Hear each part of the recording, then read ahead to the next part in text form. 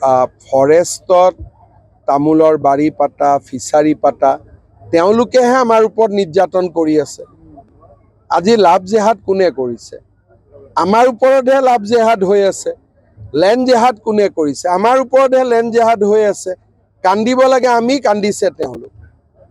মইতো উৰিয়াম ঘাটত গৈ নিজে চাই আহিছোঁ, এজন এজন মানুহে 400 বিঘা 300 বিঘা মাটি দখল কৰি ৰাখিছে। আমিহে কান্দিব লাগে। আমাৰ মানুহে বাক্সাত মাটিৰ পট্টা এখনৰ কাৰণে কান্দি আছে, তাতে 300 বিঘা মাটিত বহি আছে।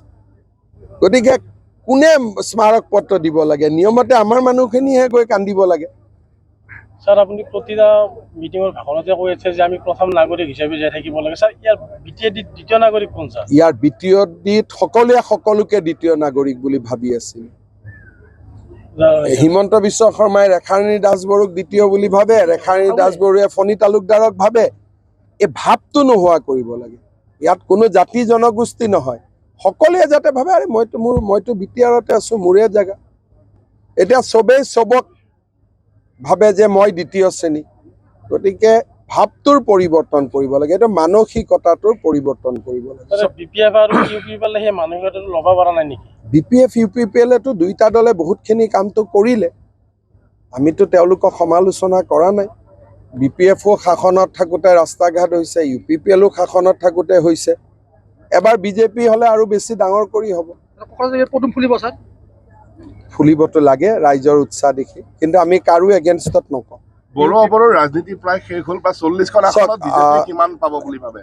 চাওক, বড়ো অবড়ো বুলি কোনো ৰাজনীতি নাই। BTR বাসী একত্ৰিত হ'ব লাগে আৰু BTRক অসমৰ ভিতৰতে আটাইতকৈ উন্নত অঞ্চললৈ ৰূপান্তৰ কৰিব লাগে। BJPয়ে এনেকুৱা নহয় যে আমি ইয়াত চিট ইমানটা টাৰ্গেট আছে। আমাৰ টাৰ্গেট বুলি একো নাই। ৰাইজৰ ওচৰত আহিছোঁ, ৰাইজে আমাক যি মৰম কৰে, আৰু ৰাইজে আমাক মৰম নকৰিলেও আমাৰ বেয়া পাবলগীয়া কথা নাই। ইয়াত আমি ইলেকশ্যনটো এইকাৰণে খেলিছোঁ যে BJP মাজত থাকিলে সকলোৰে সহায় হ'ব। CM কোন দলৰ অগ্ৰাধিকাৰ দিব? ইয়াতে ইলেকশ্যনৰ ৰিজাল্ট ডিক্লেয়াৰ হোৱা নাই, কেণ্ডিডেট অহা নাই, এতিয়া এইবিলাক কথা পাতি কি লাভ হ'ব? মই ভাল পাওঁ যদি একত্ৰীকৰণটো হৈ যায়। সেইটো তেতিয়াহ'লে বড়ো জাতি বা জাতি সত্তা বুলি আমি বহুতৰ লগত কথা পাতিব নালাগে। তেতিয়া এটা দলেই বড়ো বা আন সকলো জাতিক প্ৰতিনিধিত্ব কৰিব পাৰিব। গতিকে নিখিল বড়ো ছাত্ৰ সন্থাৰ যিটো প্ৰচেষ্টা, দুইটা দলকে সন্মিলিত কৰাক, তাক মই আদৰণি জনাইছোঁ।